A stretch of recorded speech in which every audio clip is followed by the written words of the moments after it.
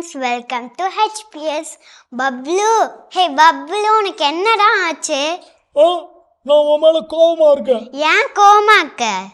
உனக்கு மட்டும் ஒவ்வொரு எபிசோடும் ஒவ்வொரு நாளும் கலர் கலரா வேற வேற ட்ரெஸ் போட்டு வர, எனக்கு பாரு எல்லா நாளும் இந்த ட்ரெஸ் தான் எனக்கு பிடிக்கவே இல்லை. வேணா என் ட்ரெஸ்ஸை போட்டுக்கிறியா? ரியலி? ஆனா உன் ட்ரெஸ் குட்டியா இருக்குமே. நீ இந்த ட்ரெஸ்ல அழகா தான் இருக்க Bablu. Is it really? Yes Bablu. நான் அழகா இருக்கேனா? ஆமா பப்ளு. ஐ ஜாலி ஜாலி, நானும் அழகா இருக்கேன் இந்த ட்ரெஸ்ல அப்படின்னு லிஃபானியா சொல்லிட்டா. ஆனா ஒரு கொம்பு மட்டும் தான் இல்ல. என்ன ஒரு கொம்பு மட்டும் இல்லையா? போ, நீ எப்போ பார்த்தாலும் என்னை நல்லா அப்படி தூக்குற மாதிரி டம்முன்னு என்னை கீழே தூக்கி போட்டுருதா. அதனால உங்களோட திரும்பவும் சண்டை. இன்னைக்கான ஃபர்ஸ்ட் செக்மெண்ட் ஆக்ஷன் சாங் என்னன்னு பார்க்கலாமா? பார்க்கலாமே. பார்க்கலாம்.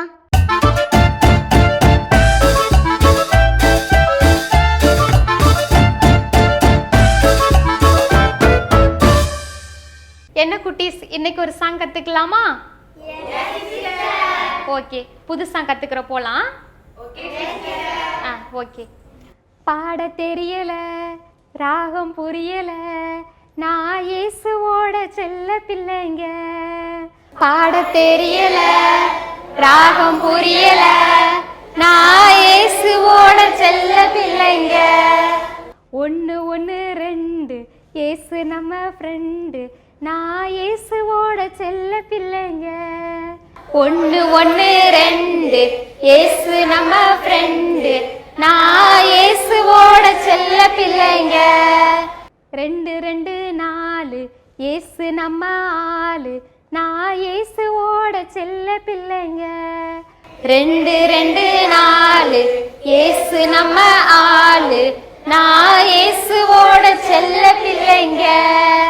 3 3 6 இயேசு சூப்பர் ஸ்டார், நான் இயேசுவோட செல்ல பிள்ளைங்க. 3 3 6 இயேசு சூப்பர் ஸ்டார், நான் இயேசுவோட செல்ல பிள்ளைங்க. 4 4 8 இயேசு நம்ம லட்டு, நான் இயேசுவோட செல்ல பிள்ளைங்க. 4 4 8 இயேசு நம்ம லட்டு, நான் இயேசுவோட செல்ல பிள்ளைங்க. 5 5 10 இயேசு நம்ம சொத்து, நான் இயேசுவோட செல்ல பிள்ளைங்க. 5 5 10 இயேசு நம்ம சொத்து, நான் இயேசுவோட செல்ல பிள்ளைங்க. 5 5 10 சாத்தான குத்து, நான் இயேசுவோட செல்ல பிள்ளைங்க. 5 5 10 சாத்தான குத்து, நான் இயேசுவோட செல்ல பிள்ளைங்க. பாட தெரியல, ராகம் புரியல, நான் இயேசுவோட செல்ல பிள்ளைங்க. பாட தெரியல, ராகம் புரியல, நான் இயேசுவோட செல்ல பிள்ளைங்க. 1 1 2 இயேசு நம்ம ஃப்ரெண்டு, நான் இயேசுவோட செல்ல பிள்ளைங்க. 2 2 4 இயேசு நம்ம ஆளு, நான் இயேசுவோட செல்ல பிள்ளைங்க. 3 3 6 இயேசு சூப்பர் ஸ்டார்,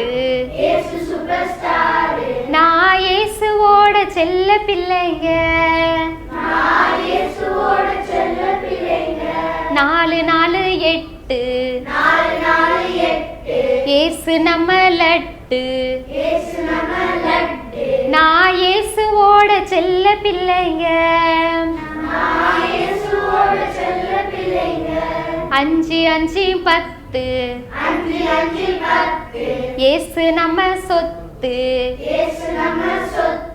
நான் இயேசுவோட செல்ல பிள்ளைங்க. 5 5 10 சாத்தான குத்து நான் இயேசுவோட செல்ல பிள்ளைங்க 5 5 10 சாத்தான குத்து நான் இயேசுவோட செல்ல பிள்ளைங்க. சூப்பர் குட்டீஸ், அழகா பண்ணுனீங்க. நாளைக்கு மறுபடியும் இது மாதிரி ஒரு புது சாங் கத்துக்கலாமா? Okay bye. ஒன்னு ஒன்னு ரெண்டு இயேசு நம்ம ஃப்ரெண்டு. ஒன்னு ஒன்னு ரெண்டு இயேசு நம்ம ஃப்ரெண்டு. வாவ், சூப்பரா இருந்துச்சுல. ஆமா பப்ளு, உனக்கு மேக்ஸ் தெரியுமா? யார பார்த்து என்ன கேள்வி கேட்ட நீ? நான் தான் எங்க ஸ்கூல்லயே கிளாஸ் ஃபர்ஸ்ட் மேக்ஸ்ல, தெரியுமா உனக்கு? நான் கேள்வி கேட்க மேக்ஸ்ல, நீ சொல்றியா? கேளு கேளு கேளு. 1 + 1 என்ன பப்ளு? 1 + 1 1 + 1 4. எப்போ பப்ளு? 1 + 1 2 பப்ளு. ஐயோ, தப்பா சொல்லிட்டோமா? ஓகே ஓகே, நீ இன்னொன்னு கேளு பார்க்கறேன். 2 + 2 என்ன பப்ளு? இது ரொம்ப ரொம்ப ஈஸி. 2 + 2 2 2 22. எப்போ பப்ளு? 2 + 2 4 பப்ளு. ஐயோ, அப்ப இதையும் மாத்திட்டாங்களா? மாட்டல பப்ளு. நீ இப்போ எப்படி கிளாஸ் ஃபர்ஸ்ட் வந்தேன்னு இப்போ புரியுது. ஐயோ, மாமா இப்போ நெக்ஸ்ட் செக்மெண்ட்டை பார்த்துட்டு வரலாம். ஓகே ஓகே, பார்க்கலாம் பார்க்கலாம்.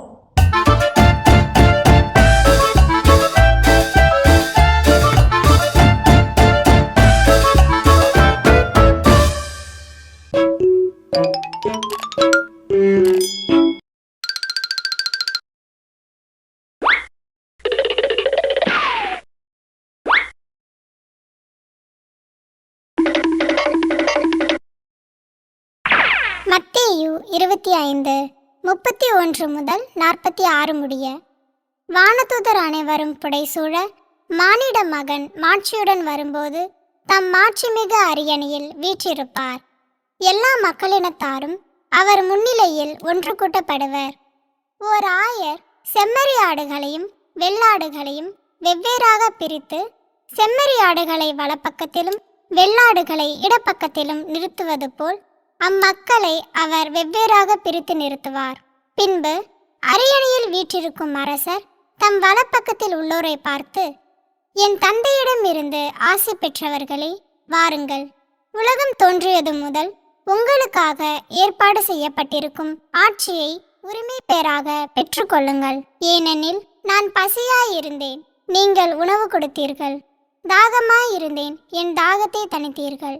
அந்நியனாக இருந்தேன், என்னை ஏற்றுக்கொண்டீர்கள். நான் ஆடையின்றி இருந்தேன், நீங்கள் எனக்கு ஆடை அணிவித்தீர்கள். நோயுற்றிருந்தேன், என்னை கவனித்துக் கொண்டீர்கள். சிறையில் இருந்தேன், என்னை தேடி வந்தீர்கள் என்பார். அதற்கு நேர்மையாளர்கள், ஆண்டவரே, எப்பொழுது உம்மை பசியுள்ளவராக கண்டு உணவளித்தோம், அல்லது தாகமுள்ளவராக கண்டு உமது தாகத்தை தணித்தோம்?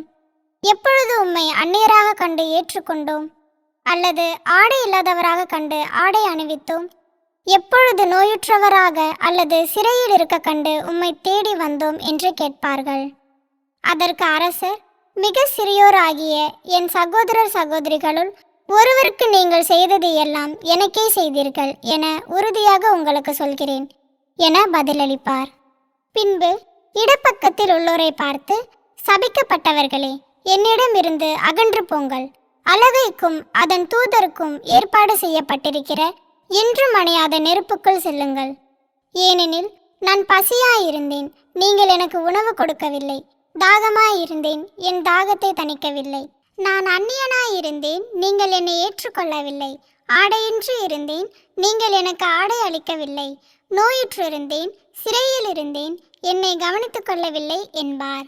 அதற்கு அவர்கள், ஆண்டவரே, எப்பொழுது நீர் பசியாகவோ தாகமாகவோ அந்நியராகவோ ஆடையின்றியோ நோயுற்றோ சிறையிலோ இருக்க கண்டு உமக்கு தொண்டு செய்யாதிருந்தோம் என கேட்பார்கள். அப்பொழுது அவர், மிகச் சிறியோராகிய இவர்களுள் ஒருவருக்கு நீங்கள் எதையெல்லாம் செய்யவில்லையோ அதை எனக்கும் செய்யவில்லை என உறுதியாக உங்களுக்கு சொல்கிறேன் என பதிலளிப்பார்.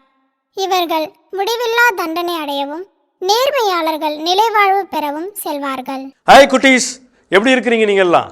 வீட்டில் விவிலிய பள்ளி இன்றைக்கு நமக்கு தரப்பட்டிருக்கிற ஓமை, ஆண்டவர் இயேசு இறுதி தீர்ப்பில் வெள்ளாடுகளையும் செம்மறியாடுகளையும் பிரிக்கிறார்.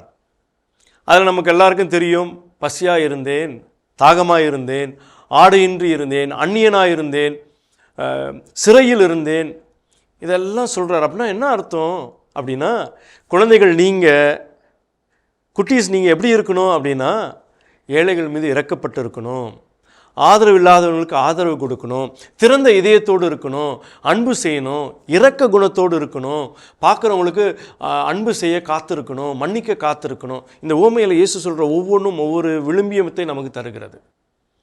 அப்போ இந்த மதிப்பீடுகள், விவிலிய மதிப்பீடுகள் நமக்கு இன்னும் சிறந்த மனிதராய் மாறுவதற்கு அழைப்பு விடுக்கிறது. இங்கே பாருங்கள், இந்த சிறுவம் ஆண்டவர் இயேசு தீர்ப்பிடுகிற அரசராக, நம்மை வழிநடத்துகிற அரசராக, புதிய அரசராக நம்மை மீட்க காத்திருக்கிறார், நம்ம எல்லாரையும் அரவணைக்க காத்திருக்கிறார்.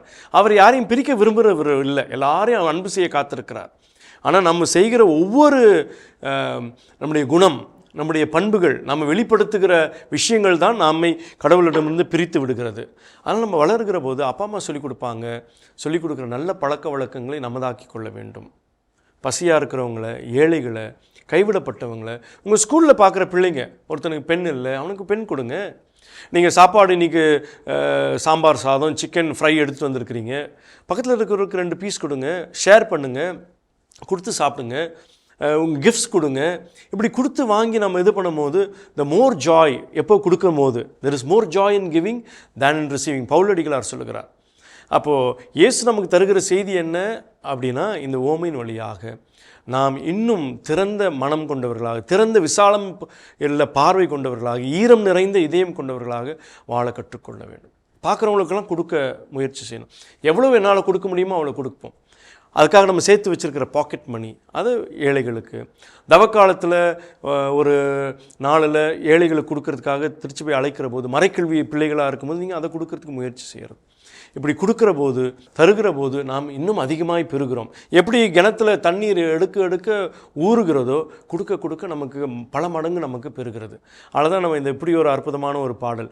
என்ன பாடல்னா, நல்லதொரு செய்தியினை நான் உனக்கு சொல்லுகிறேன், நலமுடனே வாழ்வதற்கு காரணத்தை சொல்லுகிறேன், இயேசு என்னை அன்பு செய்கிறார், நலமுடனே வாழ்வதற்கு காரணத்தை சொல்லுகிறேன், இயேசு என்னை அன்பு செய்கிறார்.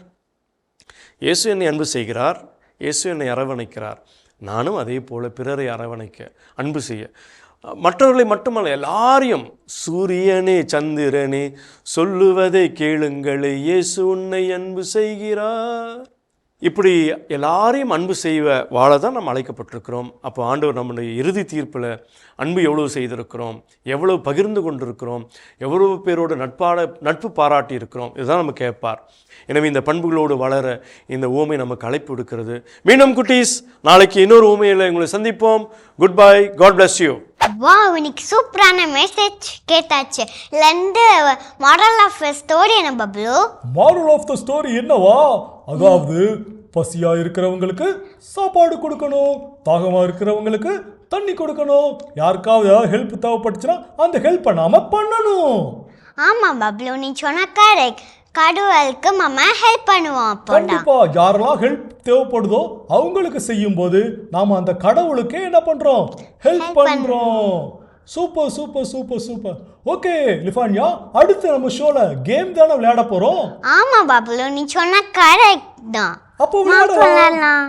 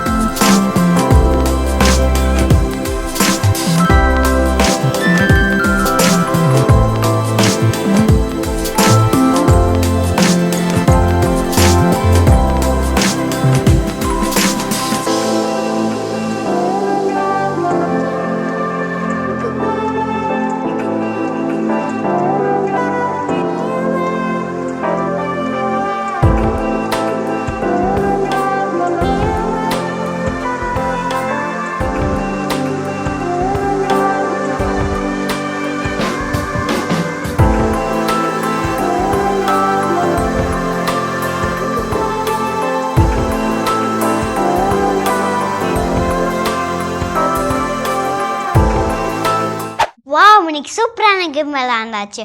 பப்ளு, இந்த மாதிரி கேம் விளாண்டிருக்கேன். உனக்கு கேம் விளையாட பிடிக்குமா? என்ன கேட்டுட்டாடி, எனக்கு கேம் விளையாட ரொம்ப பிடிக்கும். ஏன், உனக்கும் தானே பிடிக்கும்? ஆமா பப்ளு. எஸ், எல்லாருக்கும் கேம்னா பிடிக்கும், எனக்கும் பிடிக்கும். ஆமா, எதுல நீ கேம் விளையாடுவ? எதுலையா? நீ கேட்கறது எனக்கு புரியுது. நீ சொன்ன பிறகு நான் மொபைல் போன்ல கேம் விளையாடுறதே விட்டுட்டேன். குட் பப்ளு. குட்டீஸ், இந்த பப்ளு ஃபோனில் விளையாட கேமை நிப்பாட்டிட்டான். நீங்களும் நிப்பாட்டிடணும். Okay, good. இப்போ நம்ம அடுத்த செக்மெண்ட் பார்க்கலாமா? பார்க்கலாமே. பார்க்கலாம். பார்க்கலாம்.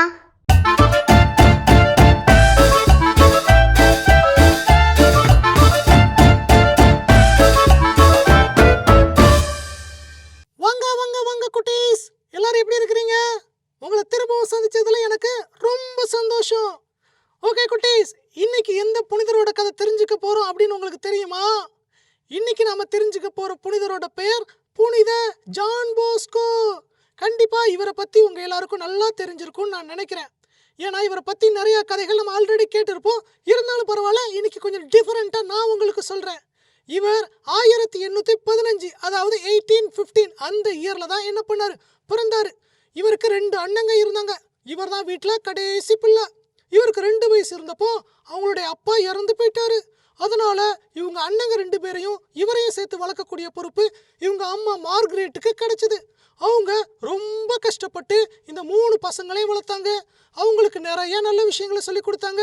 குறிப்பா மறைக்கல்வி கற்றுக் கொடுத்தாங்க. ஒரு நல்ல பிள்ளையா எப்படி வாழணும்னு தன்னுடைய 3 பசங்களுக்கும் சொல்லி கொடுத்தாங்க. அதில் நம்ம ஜான் போஸ்கோ ரொம்ப கெட்டிக்காரராக இருந்தார். நிறைய நல்ல விஷயங்கள் பண்ணார். அவங்க அம்மா என்ன சொல்லி கொடுத்தாங்களோ அதை அப்படியே ஃபாலோ பண்ணார். ஒரு நாள் அவங்க வீட்டுக்கு ஒரு வயசானவர் வந்தார். ரொம்ப குளிராக இருக்கும் அவங்க ஊர். அந்த குளிரில் நடுங்கிக்கிட்டே அவங்க வீட்டு கதவை தட்டி அவங்க அம்மா மார்கரெட் இருக்கிறாங்களான்னு கேட்டார். அந்நேரம் பார்த்து அவங்க அம்மா வீட்டில் இல்லை. உடனே போஸ்கோ எங்கள் அம்மா வீட்டில் இல்லை அப்படின்னு சொல்லிட்டு அவரை பார்த்தாரா. அவர் குளிரில் நடுங்கிட்டே இருந்தாரா. உடனே அப்போ நீங்கள் வீட்டுக்குள்ளே வாங்க, சூடாக கொஞ்சம் சூப் சாப்பிடுங்க அப்படின்னு சொல்லி அவருக்கு உதவி செஞ்சார். இது மாதிரி நிறையா நேரங்கள் அவங்க அம்மா சொல்லி கொடுத்தபடி எல்லாருக்கும் போஸ்கோ உதவி செஞ்சார். இப்படியே போயிட்டு இருக்கும்போது ஒரு நாள் போஸ்கோவுக்கு தூங்கும்போது கனவு வந்துச்சு. அந்த கனவுல நிறைய சின்ன பசங்க ரொம்ப சண்டை போட்டுக்கிட்டே இருந்தாங்க. இவர் சொல்லி அந்த சண்டையை தடுக்க பார்த்தாரு. ஆனால் யாருமே இவர் பேச்சை கேட்கல. நிறுத்துங்க நிறுத்துங்க, அமைதியாக இருங்க அப்படின்னு சொல்லி பார்த்தாரு. ஆனால் யாருமே கேட்கல. சண்டை போட்டுக்கிட்டே இருந்தாங்க. இவருக்கு என்ன பண்ணுறதுனே தெரில. அப்போ இவருக்கு கனவுல ஒரு அம்மா தோன்றி, நீ இவங்களை நல்வழிப்படுத்தணும்னா நல்ல வழி எது அப்படிங்கிறத நீ தெரிஞ்சுக்கணும் அப்படின்னு சொன்னாங்க. அதுக்கப்புறம் இந்த மாதிரி சண்டை போடுறவங்கள எப்படி அன்பா பாசமா கவனிக்கிறதுன்னு போஸ்கோ கற்றுக்கிட்டாரு. இவருக்கு எதெல்லாம் நேராக பார்க்குறாரோ அதை அப்படியே செய்யணும்னு ஒரு ஆசை இருக்கும். ஒரு முறை அவங்க ஊருக்கு வித்தை காட்டுறவங்க வந்தாங்க. கயிறு மேலெல்லாம் ஆடுவாங்க இல்லையா, அந்த மாதிரி கயிறு மேலே ஏறுறது, கயிறு மேலே நடக்கிறது, கம்பை தூக்கி சுற்றுறது, இப்படிலாம் செஞ்சு காட்டினாங்களா. அதை போஸ்கோ கற்றுக்கிட்டு தன்னோட ஃப்ரெண்ட்ஸுக்கு முன்னாடி அதெல்லாம் செஞ்சு காட்டினாரு. அதை பார்த்த ஃப்ரெண்ட்ஸ் ஹேய் சூப்பர் அப்படின்னு சொல்லி அவரை என்கரேஜ் பண்ணாங்க. இந்த சான்ஸை பயன்படுத்தி அடிக்கடி ஃப்ரெண்ட்ஸுக்கு இந்த மாதிரி வித்தை காட்டுற மாதிரி அவர் செஞ்சு அந்த நேரத்தில் மறைக்கல்வியை பற்றி கற்றுக் கொடுத்தாரு. அந்த வாரம் ஞாயிற்றுக்கிழமை பூசையில் என்ன மறையுறை கொடுத்தாங்க, இப்படியெல்லாம் நிறையா கேள்வி கேட்டு தன்னோட ஃப்ரெண்ட்ஸுக்கு மறைக்கல்வியை கற்றுக் கொடுத்தாரு ஜான் போஸ்கோ. ஒரு குறிப்பிட்ட வயசு வந்தப்போ போஸ்கோவுக்கு தான் ஒரு அருட்தந்தையா, அதாவது ஒரு ஃபாதராக மாறணும்னு ஆசை வந்துச்சு. அதை அம்மா கிட்ட சொன்னார். அம்மாவும் ஓகேன்னு சொன்னாங்க. அதுக்கப்புறம் அவர் ஒரு குருவாக மாறினார்.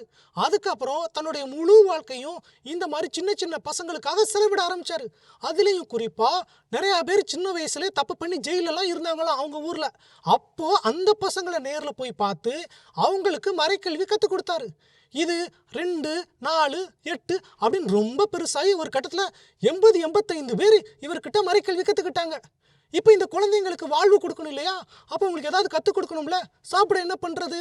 ஸோ அதுக்காக அந்த குழந்தைகளுக்கெல்லாம் நிறையா சின்ன சின்ன கைத்தொழில்களை போஸ்கோ கற்றுக் கொடுத்தாரு.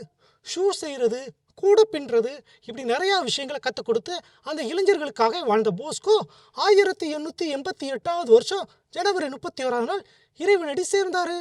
இந்த ஜான் போஸ்கோ கிட்ட இருந்து நாம என்ன கத்துக்கணும்? அவரை மாதிரியே சண்டை சச்சரவு இல்லாம நல்ல பிள்ளையா, குறிப்பா அம்மாவுக்கு கீழ்ப்படிதல் உள்ள பிள்ளையா நம்ம வாழணுங்கிறத கத்துக்கணும். ஓகே குட்டீஸ், இதே மாதிரி நாளைக்கு வேற ஒரு புனிதரோட உங்களை பார்க்குறேன். Tata, bye bye. Super super super. Saint John Bosco story கேட்டாச்சு. செயின்ட் ஜான் போஸ்கோ கிட்ட இருந்து நாம என்ன கத்துக்கணும் லிஃபான்யா? எல்லாரையும் அன்பு செய்யணும். எஸ், கரெக்டா சொன்ன. எல்லாரையும் அன்பு செய்யணும். ஓகே லிஃபான்யா, இன்னைக்கு சூப்பரான ஆக்ஷன் சாங் பார்த்துட்டோம், சூப்பரான ஸ்டோரி கேட்டாச்சு, சூப்பரான கேமும் விளையாடியாச்சு. இன்னைக்கு ஒண்ணு மட்டும் பெண்டிங். அது என்ன? பிரேயர். எஸ், இன்னைக்கு நீ சொல்றியா இல்ல நான் சொல்லட்டுமா? நீ சொல்லு. ஓகே குட்டீஸ், இன்னைக்கு பிரேயர் நான் சொல்றேன், நாளைக்கு லிஃபான்யா சொல்வா. Okay okay. ஓகே, எல்லாரும் கண்ணை மூடி கையை கும்பிட்டுக்கோங்க. அன்புள்ள இயேசுவே, புனித போஸ்கோ போல நாங்களும் எல்லாரையும் அன்பு செஞ்சு வாழணும். ஆமென். ஆமென். பப்ளு, நாளைக்கு வந்து மாமா குட்டீஸை பார்க்கலாம். பப்ளு, நாளைக்கு வந்து சண்டே, அதனால HBSக்கு லீவு.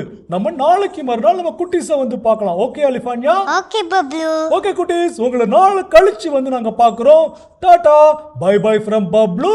பாய் ஃப்ரம் லிஃபானியா. இயேசுவுக்கே புகழ். மரியே வாழ்க.